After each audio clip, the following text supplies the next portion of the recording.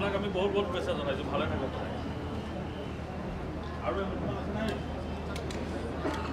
এতিয়া মই আমাৰ অতি সন্মানীয় অসম কৃষি বিশ্ববিদ্যালয়ৰ মাননীয় উপাচাৰ্য ডক্টৰ বিদুন চন্দ্ৰ ডেকা ডাঙৰীয়াক তেখেতৰ মূল্যৱান বক্তব্যৰ বাবে অনুৰোধ জনাইছোঁ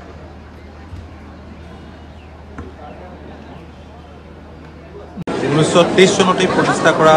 এই ৰাইচ ৰিচাৰ্চ ষ্টেচনটো দেশৰ এটা অগ্ৰণী আজি এটা প্ৰতিষ্ঠান 2023 চনত বেষ্ট ৰাইচ ৰিচাৰ্চ ষ্টেচন হিচাপে ইয়াত ICR এই ৰাইচ ৰিচাৰ্চ ষ্টেচনক ৰিকগনাইজ কৰিছে স্বীকৃতি দিছে এইটো আমাৰ কাৰণে গৌৰৱ ইয়াত প্ৰায় 50 বিধতকৈ অধিক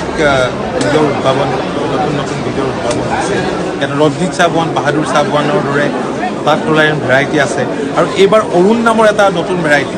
আজি আমি আনুষ্ঠানিকভাৱে ৰাইজৰ বাবে আমি কৃষকৰ বাবে আমি মুকলি কৰিছোঁ অৰুণ নামাকৰণে এইকাৰণে নামাকৰণ কৰা হৈছে ডক্টৰ অৰুণ পাঠকে এই বীজ উদ্ভাৱন কৰিছে যিটো আচলতে ফ্লাড টলাৰেণ্ট ভেৰাইটিৰ দৰে এইটো এটা ড্ৰট টলাৰেণ্ট ভেৰাইটি বুলিয়ে ক'ব লাগিব কাৰণ ক্লাইমেট চেঞ্জ বতৰ পৰিৱৰ্তন আমাৰ কাৰণে এটা ডাঙৰ প্ৰত্যাহ্বান এই প্ৰত্যাহ্বানক মোকাবিলা কৰাত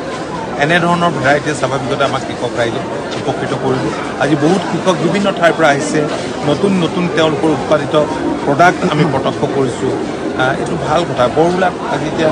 দেখিছে কোনোবা আমাৰ বিধায়কসকলে যিটো বৰমূলাত প্ৰডাকশ্যন হৈছে উত্তৰ মুচম্বী আগতেতো মুচম্বী এনেধৰণৰ খেতি নকৰি কিন্তু এতিয়া বাণিজ্যিক মূল্য থকা খেতি কৃষকে কৰিবলৈ লৈছে এইটো আমাৰ কাৰণে আশাৰ বতৰ আজি এই ধান গৱেষণা প্ৰতিষ্ঠানত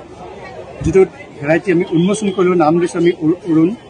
এই অৰুণ জাতটোৰ বিশেষত্ব হ'ল এই জাতটো ক্লাইমেট ৰেজিলিয়েণ্ট অৰ্থাৎ এই জাতটো আমি খৰাং বতৰত কৰিব পাৰোঁ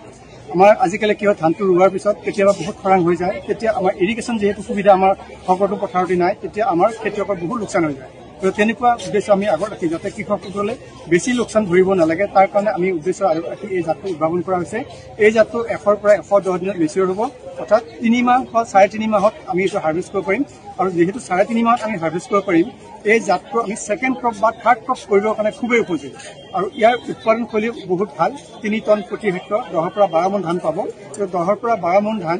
আমি 3 মাহত পোৱাটো বহুত ডাঙৰ কথা আৰু আমি আশা ৰাখিছোঁ এই জাতটো আৰু খাবলৈ ভাল মিহি